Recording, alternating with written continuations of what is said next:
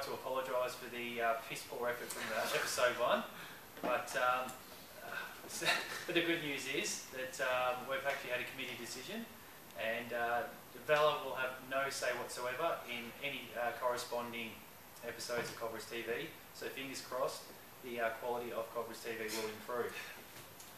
All right, so great start there, G. So we've got a it couldn't get any worse. So we've got an efficient style format this time round. So we'll get things moving. Let's introduce the panel.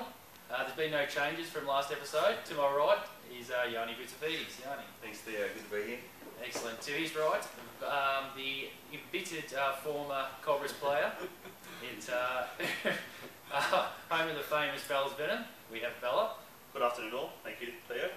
Excellent. And to the far right of the panel, the former 10-time state snowboarding champion, it's Tommy Gunn. Thanks very much, Theo. Okay, if we're going to take any positives out of the first episode, it was we do have one fan, and one fan only it seems. We got some feedback here from a female fan actually, so she could be a future Cobret for all we know.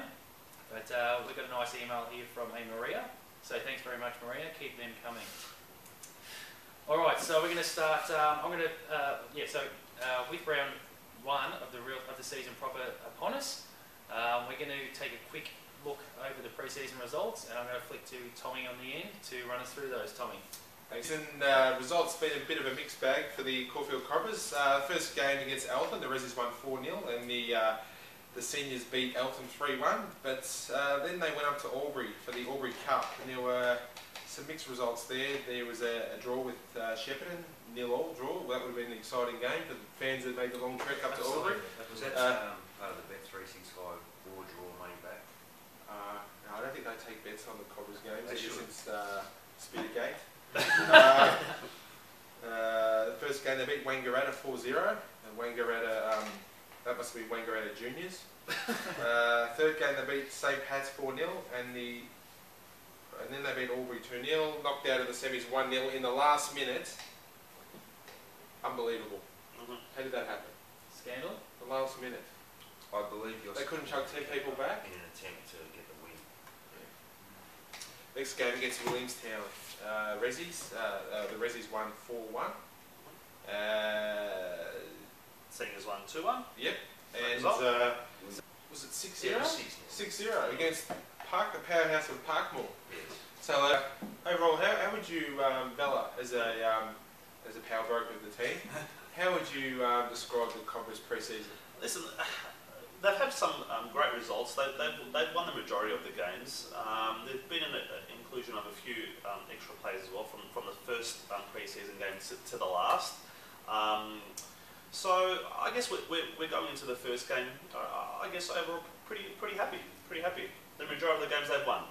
Okay, fair enough. You know, good results and whatnot. But we all know pre-season is just all about cohesion. You know, getting to know players, getting to know the systems and stuff like that. In terms of cohesion, how's Yossi got the boys?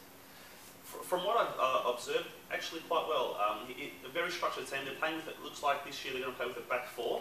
Obviously, a few players from last year not playing in the defence. So to make sure that the defence doesn't leak any goals, they're playing with a back 4 there, and it looked actually quite well. The players were talking and being very vocal during the game. So it looks quite promising. Sorry, just going back to the structure of the back 4. Last year they played with the back 3. Am I? That's right. All right. So I don't know. I'm just putting 2 and 2 together. But the loss of Vela Oris in the back 3 has made them have to revert to a back 4. And Balcos, they'd be a Balcos too. And Balcos as well. Yep. Thanks for the shirts, Chris. So the fact that you two guys are out, you need to be replaced by a 3. What does that tell us about the defence for this year? Is that a good thing or a bad thing?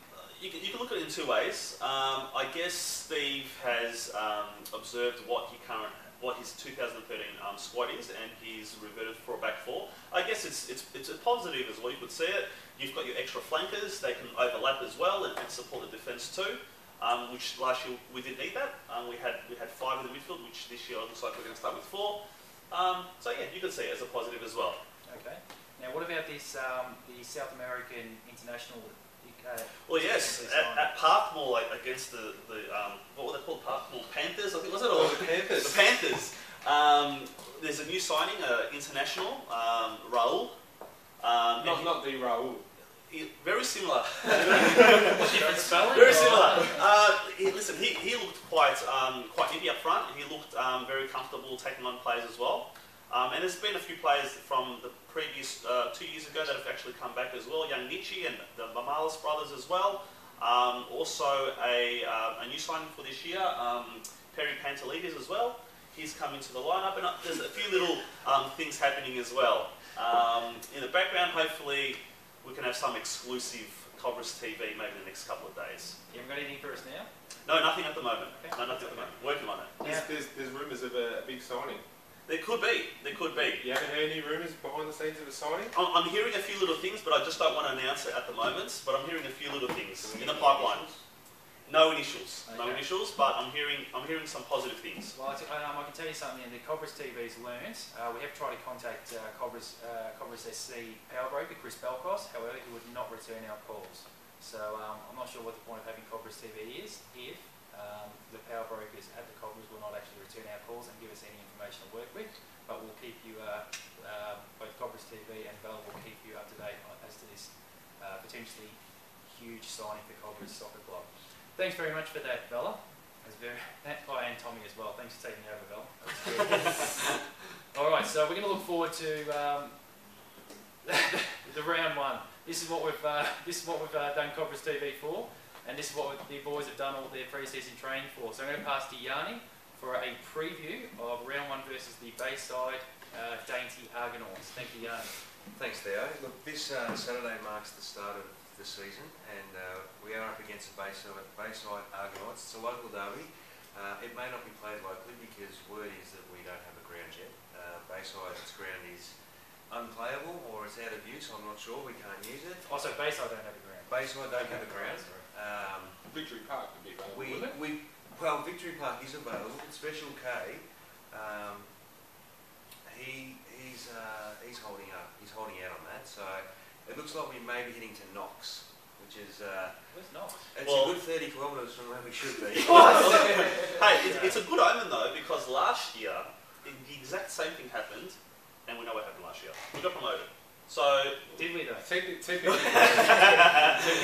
The same division sort of. So it could be a good thing. Yep, it could be. Look, me personally, I don't think there's going to be a lot out of this game.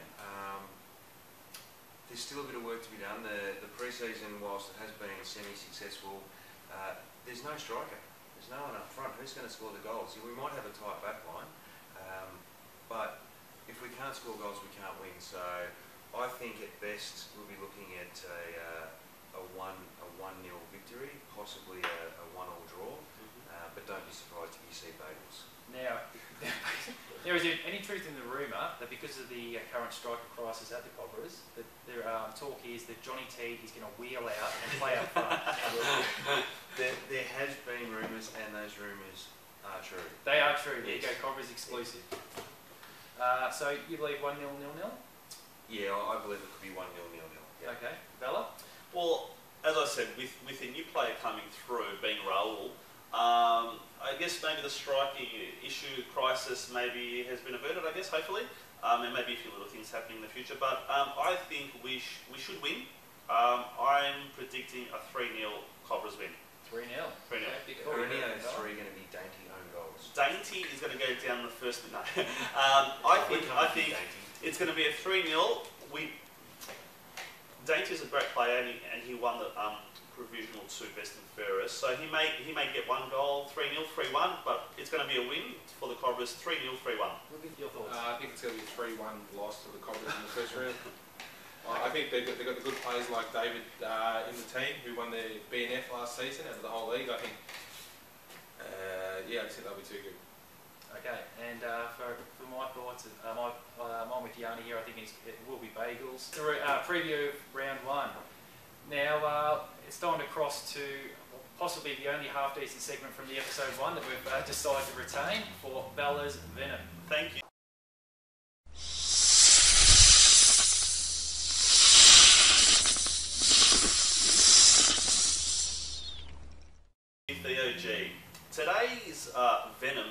going to be squarely placed in the face of the Australian Soccer Federation. The team that Holger Ossick put out to play against Oman. That's what we're going to be discussing today. Shocking. One word, shocking. A number of players playing out of position, a number of players that are probably playing in B and C leagues overseas, are actually now starting for Australia. If we can't beat a team ranked 105 in the world, how can we honestly think, even if we get into the World Cup, how do we honestly think we're going to go, are we going to get past round one? Has there been enough monies spent for the youth of Australia, Australian soccer? Now, I don't think it has, and if it has, I can't see it.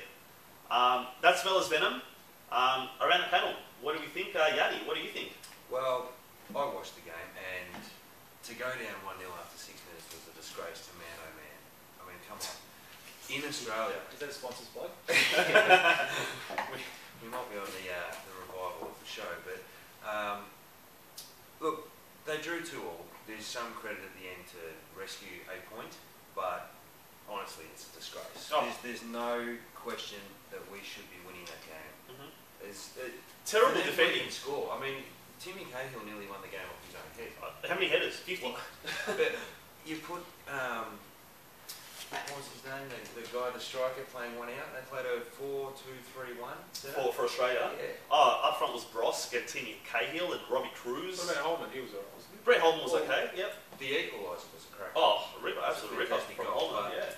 I don't know how you're going to play one out up front, you may as well put Archie Thompson up there. At least he's going to provide speed and some runs, and they just didn't have that. Yeah. You know, and you can show when they went down 1-0, they had to change things up just to get back in the game, and they should never have been behind. Yeah. I totally agree. With the defenders at the back, maybe Yossa has and is put forward at the back. Should Holden have placed 4? Because at the moment, with the 3 defenders at the back, you had Thwaites, you had Cornflakes, and Cornflakes, yeah, and we've done a better job. Yeah. And I'm not too sure who, like Lucas Neal, upcoming Vela's Venom about Lucas, but he didn't play because he was injured. But he shouldn't have played anyway. Let's be honest. Well, these guys are playing in B and C leagues, and they can't even accommodate for a Oman striker, honestly. Yeah. All right. So here's the issue, though. Do we want to see mixed results with attacking football, or do we want to go back to the what's that guy's name? No, not who's. He was a genius. People Play for 0-0, 1-0, but ultimately get results that get us into the World Cup. I guess if we were using a lot of young players, you can sort of sacrifice a result here and there, a loss here and there. But if you're using a 35-year-old player Thwaites, if you're using a B or C League division Cornflakes, if you're using players that are coming off the bench like a Tommy Orr, which he should be starting, honestly, even Robbie Cruz, he started, but then we played him out of position, or even younger kids, like that young kid that's gone to Celtic, Rogic, I think he is. And you've got Harry Kill coming out saying his aim is to make the next World Cup. He'll be 43. At least. Come on. I don't know who will be on him or Yossa, but neither of them should be in the squad. Who's Q is playing for who at the moment? Good question. Possibly the Argonauts. They've got dainty. They don't want Kiel. So yep. So that's regarding the game against Oman. Tommy. Okay. Sorry, I tell a lie. It wasn't just Vela Venom that we kept from episode 1. We now move on to Good Souv, Bad Souv, which.